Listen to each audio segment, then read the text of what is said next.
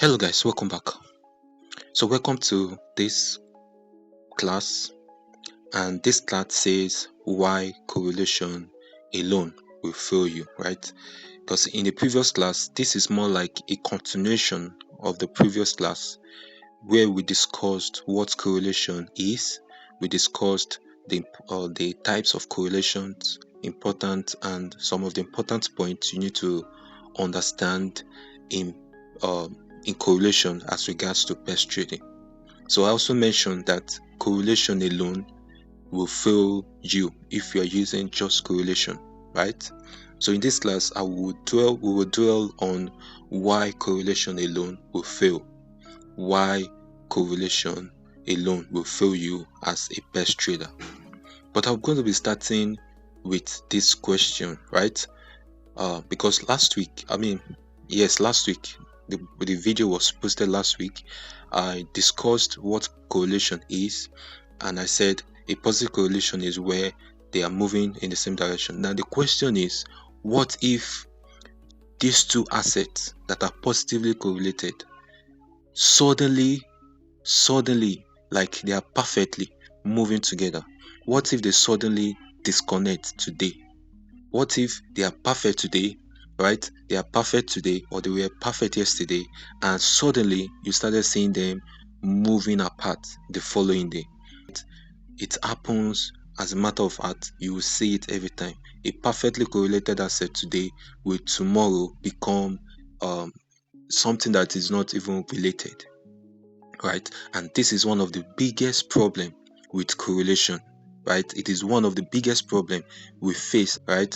And this is a mistake they make, because it just solely depends on correlation. They assume that two assets, right? Because two assets moved together in the past, the relationship will always remain strong, right? That is what these people using just correlation in trading. That is their assumption, right? They assume that the two markets that are moving together today will continue to remain strong. But the financial market is not like that, right? It doesn't work like that in this forex market. It doesn't work like that in the crypto market. Why? Because relationship changes, because a lot of things changes in the market. And in this video, I will explain why correlation alone can actually mislead traders, right? Correlation alone mislead traders. So if you're a pairs trader or a statistical pairs trader and you have been using just correlation in trading, know that correlation alone will fail you. It is not enough, right? So by the end of this video, you will understand why correlation changes over time. You will also understand why some market relationship eventually fails. You will understand why high correlation alone can sometimes be very, very misleading, right? It can mislead you. You understand also that you understand why some pairs traders, right, need more than just assets that are moving together, assets that are just positively correlated, right? Because pairs trading, right, is much more deeper than what people realized. It is much more deeper than that. Now, let's quickly recap what we did in the previous class. We said correlation measures how similarly two assets move together. If you remember, right? It measures how similarly two assets, two forex market, two crypto markets move together. It measures it, right? For example, GBP/AUD and GBP/NZD, right? Bitcoin and Ethereum. But one thing you need to understand is that correlation, right? Correlation only describes historical movement. Correlation only describes historical movement. What does it mean? Well, okay, what does this statement mean? It means that correlation tells us what has already happened in the past. That is the information correlation is giving us. It's telling me that there is a relationship, historical movement that has occurred in the past. So it means it doesn't guarantee that the relationship will remain stable in the future, right? So it doesn't guarantee it will remain stable in the future. So let me tell you what the problem with correlation. Now, the biggest problem with correlation is that correlation can change, right? Correlation can change. And the reason why correlation changes is because markets constantly change. Market constantly change. And what are the reasons? What are the things that changes in the market? Because volatility in the market can change, right? A lot of money can enter the market. You see volatility. You can see news event, right? Can change the market, right? Can cause correlation change. Market sentiment changes can cause correlation change. Liquidity and macro economy conditions can also change. And and because market condition changes, correlation change, right? Because market condition evolve, relationship between assets or this asset that we are trading or this correlated asset can also evolve, right? So another thing you need to understand is that a strong correlation today doesn't mean a that tomorrow it will be strong, right? So a strong correlation today, tomorrow can be a complete disconnection, right? Can be a complete disconnection. So this is something many traders or experience. Today, two assets may look highly correlated. They are moving together beautifully for weeks or even for some months, right? Then suddenly you will notice that their relationship will break apart. You will see that their relationship will break apart. So pairs trading or two pairs that are moving constantly together, then suddenly you see, or aggressively you will see a breakout. You will see that they are no longer moving the same way. So this is why relying on correlation alone can become very, very dangerous. You need to understand this, right? So another point you need to understand is that high correlation doesn't guarantee high correlation does not guarantee a long-term stability, right? It doesn't guarantee a long-term stability. High correlation is not stable relationship, right? So it doesn't guarantee long-term stability. It doesn't guarantee mean reversion. It doesn't guarantee reliable convergent. It doesn't guarantee a permanent relationship. And honestly, guys, this is where many beginner trader or many beginner pairs trader misunderstand pairs trading. They see strong relationship and immediately assume this asset will always come back together. But the market doesn't always behave that way.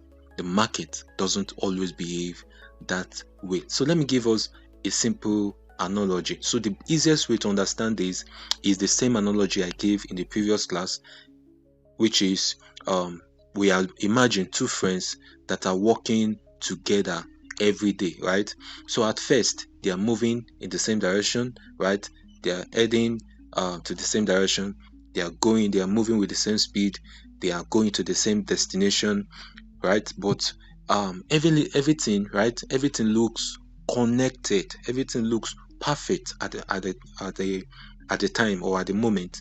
But then suddenly one changes direction completely. One started going its way, right? Going because they are friends, they are not siblings, right? They started going they are separate ways, right? Then that is exactly how some market relationship behave.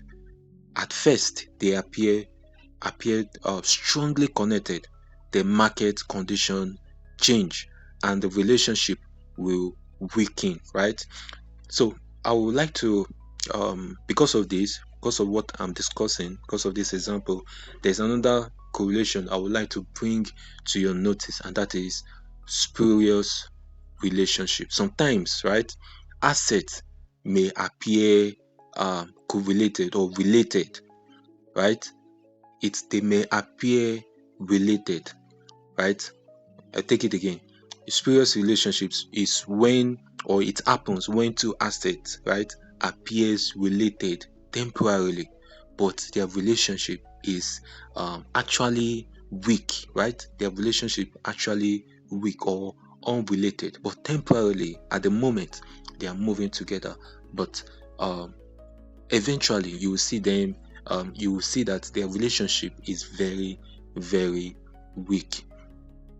Okay, so temporary similarity does not automatically mean that there is a deep relationship. You need to understand that a temporal similarity in asset doesn't mean that there is an automatic um, automatic deep relationship between these two assets. So sometimes assets may move purely together, right?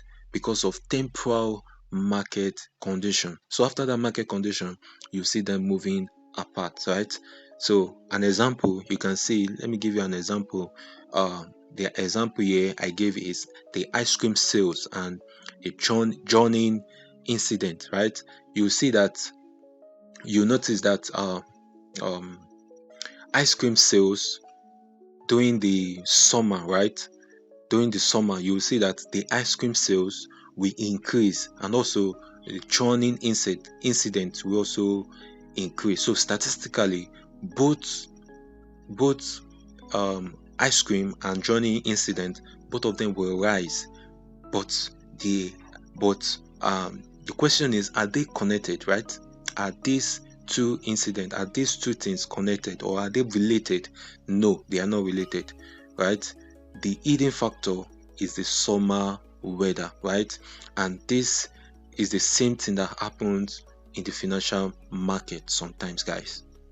Two assets may appear strongly correlated, but the real driving force may actually be something entirely different. So why does this matters to traders, right? Why does it matters to best trading? Or yes, why does this information matters in best trading, right? This is why it matters, because best trading or best trader need more than just simple correlation, right? They need, or we need, as best traders or statistical best traders, we need more than just assets moving together, right? We need uh, relationship stability, right? It is one of the key important things that we need as best traders. We need consistent um, consistency, rather. We need consistency over time. We need proper statistical structure and a mean reversion behavior. So because best trading is not just about finding assets or pairs that are moving together. It is about finding a relationship that remain statistically reliable over time. I will take it again. We as pest trader, we don't just need assets, or pest trading is not just about finding asset or finding crypto that move together, but finding this asset that have a relationship that remain statistically related over time, right. So pest trader studies relationship. We as pest traders study relationship, because the one of the things that most traders do, like the conventional traders, they focus on direction. They focus mainly on direction. They want to buy, they want to sell, up or down. But we as best traders, we are thinking differently, right? We think differently. What we focused on relationship, we focused on deviation, we focused on probability, we focused on statistical behaviors, and that mindset is what changed everything for us, right? Because now we are not just chasing green and red candles emotionally. We are just basically studying behaviors logically. You need to understand that. So the real question, what is the real question? right? And this is probably the most important question in statistical arbitrage, right? It is not the question is not, do these assets, or are they moving together? Just like I've been saying, we need a stable relationship. It's not just, are they moving together, are these assets moving together, but is the relationship stable over time? If the relationship is stable over time, then yes, that is our pair, or those two are our pairs to trade, because stable relationship are what best trader like me, like my student, that is what we truly care about, right? We care about stable relationship, right? We don't want to be trading an asset that are moving together today and suddenly they are no longer stable. We need stability, right? We need stability. Right?